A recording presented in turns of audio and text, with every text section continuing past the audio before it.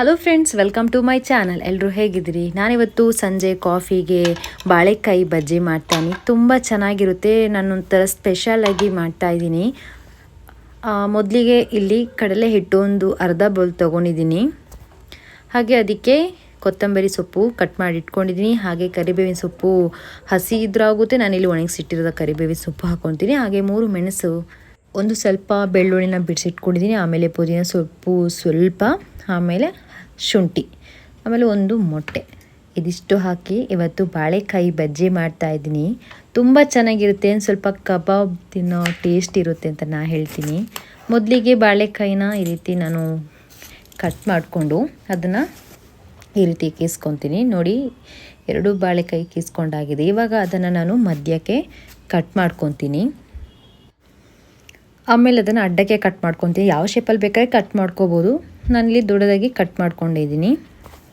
ನೋಡಿ, ಈ ರೀತಿಯಾಗಿ 2 ಬಾಳೆಕಾಯಿನ ಕಟ್ ಮಾಡಿ ಆಗಿದೆ. ಅದನ್ನು ನೀರಿಗೆ ಹಾಕಿಟ್ಟಿದ್ದೀನಿ. ಹಾಗೆ ಕಟ್ ಮಾಡಿದಾಗ ಬಾಳೆಕಾಯಿದು ಸೊನೆ ನಮ್ಮ ಕೈಗಂಟಿರುತ್ತೆ. ಕೋಕೋನಟ್ ಆಯಿಲ್ ಆಗಿ ವಾಶ್ ಮಾಡಿದ್ರೆ ಹೋಗುತ್ತೆ. ನೋಡಿ, ಈ ರೀತಿ ನೀರಿಗೆ ಹಾಕಿಟ್ಟಾಗ ಅದು ಕಪ್ಪು ಬರಲ್ಲ. ಹಾಗೆ ಸ್ವಲ್ಪ ಚೆನ್ನಾಗಾಗುತ್ತೆ. ಇವಾಗ ಇದಕ್ಕೆ ಪಾಕ ನಾವು ರೆಡಿ ಮಾಡ್ಕೊಳ್ಳೋಣ. ಏನೆಲ್ಲ ಹಾಕ್ತಾಯಿದ್ದೀನಿ ಅಂತ ಹೇಳಿದ್ರೆ, ಸೇಮ್ ನಾವು ಕಬಾಬ್ಗೆ ಏನೆಲ್ಲ ಹಾಕ್ತೀವಿ ಆ ಟೈಪಲ್ಲಿ ನಾನು ಪುದೀನ ಒಂದು ಸ್ವಲ್ಪ, ಆಮೇಲೆ ಕೊತ್ತಂಬರಿ ಸೊಪ್ಪು ಸ್ವಲ್ಪ, ಆಮೇಲೆ ಬೆಳ್ಳುಳ್ಳಿ ಒಂದು ಸ್ವಲ್ಪ, ಆಮೇಲೆ ಒಂದು ಹಸಿ ಮೆಣಸಿನಕಾಯಿ ಕಟ್ ಮಾಡ್ಕೊತಿದ್ದೀನಿ. ಆಮೇಲೆ ಶುಂಠಿನ ಈ ರೀತಿ ಸಣ್ಣ ಕಟ್ ಮಾಡ್ಕೊಂಡಿದ್ದೀನಿ. ಹಾಗೆ ಒಂದು ಮೊಟ್ಟೆ ಮಿಕ್ಸಿ ಮಾಡುವಾಗ ಇವಾಗಲೇ ಹಾಕ್ಕೊತೀನಿ. ಮೊಟ್ಟೆ ಹಾಕಿದಾಗ ಒಂದು ಸ್ವಲ್ಪ ಚೆನ್ನಾಗಿರುತ್ತೆ. ಇದಕ್ಕೆ ಸೋಡಾ ಹಾಕೋ ಅವಶ್ಯಕತೆ ಇಲ್ಲ. ಚೆನ್ನಾಗಿ ಎಣ್ಣೆಗೆ ಹಾಕಿದಾಗ ಉಪ್ಪಿ ಬರುತ್ತೆ. ಹಂಗೆ ಸ್ವಲ್ಪ ನೀರು ಹಾಕ್ಕೊಂಡಿದ್ದೀನಿ. ಇವಾಗ ಮಿಕ್ಸಿ ಮಾಡ್ಕೋಬೇಕು.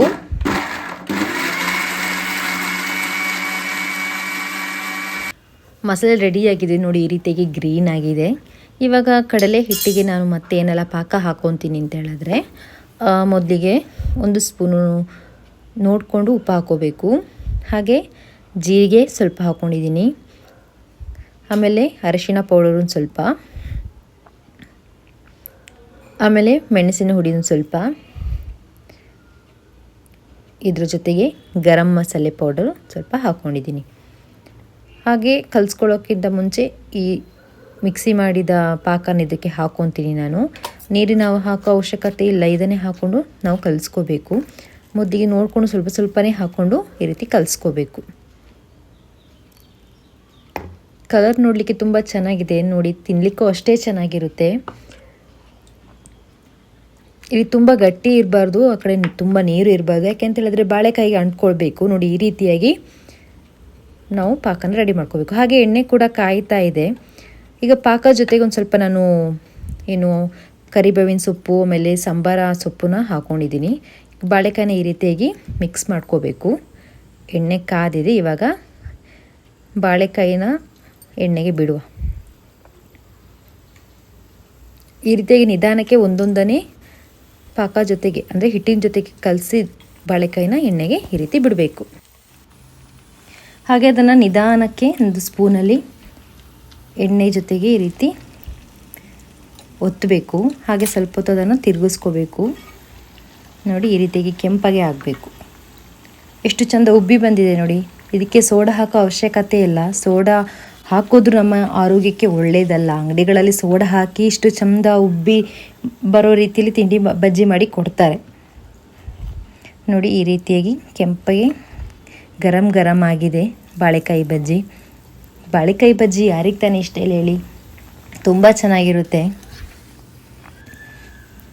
ಹಾಗೆ ಉಳಿದ ಪಾಕನ ಕೂಡ ನಾನು ಈ ರೀತಿ ಎಣ್ಣೆಗೆ ಬಿಟ್ಟು ಪ್ಲೇಟಿಗೆ ಹಾಕ್ಕೊತೀನಿ. ಹಾಗೆ ಬಾಳೆಕಾಯಿ ಬಜ್ಜಿ ಇವಾಗ ರೆಡಿ ಆಯಿತು. ಬರೀ ಬಾಳೆಕಾಯಿ ಬಜ್ಜಿ ತಿನ್ನೋದ್ರ ಜೊತೆಗೆ ಕಾಫಿ ಜೊತೆ ತಿಂದ್ಕೊಂಡ್ರೆ ಇನ್ನೂ ಟೇಸ್ಟು ಹಾಗೆ ಮಜಾ ಇರುತ್ತೆ.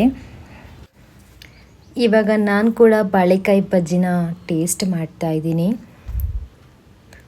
ತುಂಬ ಚೆನ್ನಾಗಿರುತ್ತೆ. ಸಂಜೆ ಹೊತ್ತಿಗೆ ರೀತಿ ಬಾಳೆಕಾಯಿದು ಬಜ್ಜಿ ಮಾಡಿಕೊಂಡು ತಿಂದರೆ ನೋಡಿ, ಒಳಗೆ ಕೂಡ ಚೆನ್ನಾಗಿ ಬೆಂದಿದೆ. ಬಾಳೆಕಾಯಿ ಯಾವುದೇ ಥರ ತಿಂಡಿ ಮಾಡಿದ್ರೂ ಸೈಡ್ ಎಫೆಕ್ಟ್ ಇಲ್ಲ, ಆರೋಗ್ಯಕ್ಕೆ ತುಂಬ ಒಳ್ಳೆಯದು. ನಾನಿಲ್ಲಿ ಬಾಳೆಕಾಯಿ ಬಜ್ಜಿಗೆ ಡಿಫ್ರೆಂಟಾಗಿ ಮಸಾಲೆನ ಹಾಕಿದ್ದೀನಿ. ನೋಡಿದ್ರಲ್ಲ ಯಾವ ರೀತಿ ಎಣ್ಣೆಗೆ ಹಾಕಿದಾಗ ಉಬ್ಬಿ ಬಂತು ಅಂತ ಹೇಳಿಬಿಟ್ಟು. ಯಾವುದೇ ಸೋಡಾ ಹಾಕೋ ಅವಶ್ಯಕತೆ ಇಲ್ಲ. ತುಂಬ ಚೆನ್ನಾಗಿರುತ್ತೆ. ನೀವು ಒಂದ್ಸಲಿ ಟ್ರೈ ಮಾಡಿ ನೋಡಿ, ನಿಮಗೂ ಕೂಡ ಇಷ್ಟ ಆಗುತ್ತೆ. ನನ್ನ ವಿಡಿಯೋ ನಿಮಗೆ ಇಷ್ಟ ಆಯಿತಾ? ನಾನು ನೆಕ್ಸ್ಟ್ ವಿಡಿಯೋದೊಂದಿಗೆ ನಿಮ್ಮನ್ನ ಮೀಟ್ ಮಾಡ್ತೀನಿ. ಓಕೆ ಫ್ರೆಂಡ್ಸ್, ಬಾಯ್.